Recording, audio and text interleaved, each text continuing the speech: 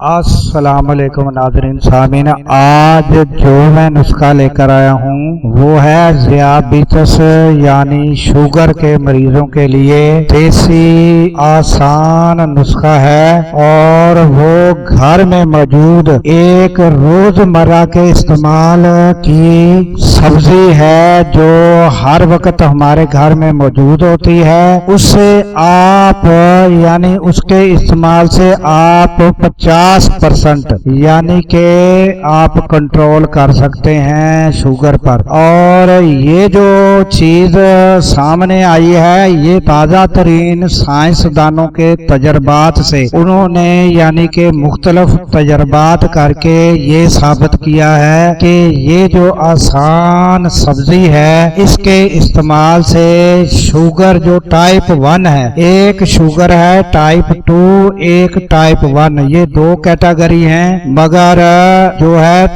تازہ ترین جو ہے فن لینڈ اور سویڈن کے جو سائنسدان ہیں انہوں نے ٹائپ 1 اور ٹائپ 2 کو ایک 5 اور کیٹیگریز میں بھی یعنی کہ تقسیم کیا ہے۔ بہرحال مین یہ بڑی جو ہے ٹائپ 1 اور ٹائپ 2 ہے۔ یہ ٹائپ 1 جو ہے اس کے لیے یہ نسخہ ہے، آپ نے یعنی کہ جو آپ پہلے سے پرہیز کر رہے ہیں اور